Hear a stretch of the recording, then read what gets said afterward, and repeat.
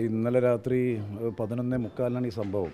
നമ്മുടെ RPFിലെ ഒരു ശശിധരൻ എന്ന് പറഞ്ഞ ഒരു പോലീസ് ഉദ്യോഗസ്ഥൻ ഡ്യൂട്ടി ചെയ്യവേ ഇയാൾ വളരെ മോശമായിട്ട് അയാൾ പെരുമാറി.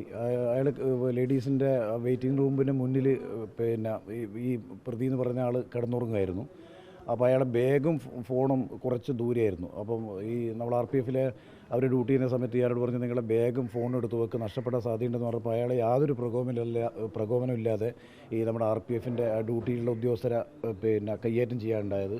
കയ്യേറ്റം ചെയ്യുക മാത്രമല്ല, യൂണിഫോം വലിച്ചു കീറി അയാളെ ബോഡി ക്യാമറ നശിപ്പിച്ചു, പോരാത്തത് കടിച്ച് പരിക്കേൽപ്പിക്കുകയും ചെയ്തു. ഉടനെ തന്നെ അദ്ദേഹം ഹോസ്പിറ്റലിൽ പോയി ട്രീറ്റ് ചെയ്തു. ഇവിടെ നമ്മളെ സ്റ്റേഷനിൽ മറ്റും മൊഴി തന്നു. അങ്ങനെ FIR രജിസ്റ്റർ ചെയ്തിട്ടുണ്ട്.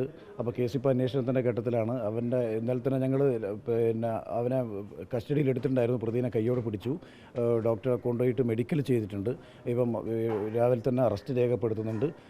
മറ്റുള്ള നടപടിക്രമങ്ങൾ ചെയ്തുകൊണ്ടിരിക്കുകയാണ്. അപ്പോൾ കേസിപ്പം ഈ അന്വേഷണ ഘട്ടത്തിലായതുകൊണ്ട് അതിന് കൂടുതൽ വെളിപ്പെടുന്നത് ശരിയില്ല.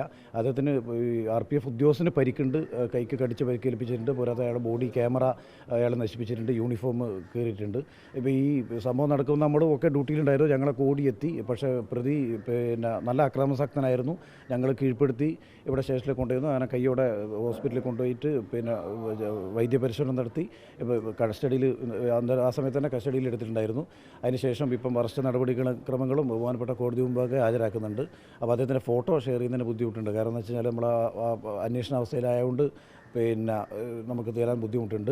എന്തായാലും പേര് ധനേഷ് എന്നാണ്, മമ്പറം സ്വദേശിയാണ്. അയാൾ ഒരു മുൻ സൈനികനാണ്. പോരാത്തത് ഇപ്പം അയാൾ ഈ റെയിൽവേയിൽ തന്നെ കാസർഗോഡ് ജില്ലയിലെ ഉള്ളാൽ എന്ന സ്ഥലത്ത് ഒരു പിന്നെ ഗേറ്റ് കീപ്പറായിട്ട് ജോലി ചെയ്യുന്നുണ്ട്. ഈ സമയത്ത് ഇപ്പോൾ ഇത്ര ഷെയർ ചെയ്യാൻ പറ്റും, മറ്റുള്ള കാര്യങ്ങൾ തുടരെ പറയാം.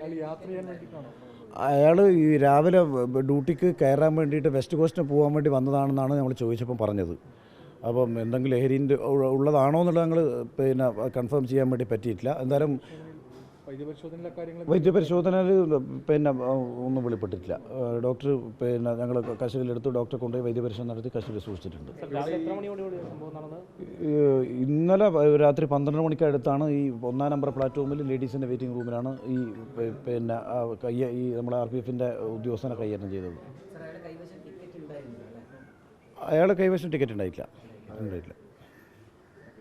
ഇവിടെ ഈ റെയിൽവേ ഉദ്യോഗസ്ഥനായതുകൊണ്ട് അയാൾ ഡ്യൂട്ടിക്ക് പോവുകയാണെന്ന് പറഞ്ഞത്. പക്ഷേ ഒരു പ്രകോപനമില്ലാതെയാണ് പിന്നെ ഈ RPFിൻ്റെ ഉദ്യോഗസ്ഥനെ കൈയേറ്റം ചെയ്തത്.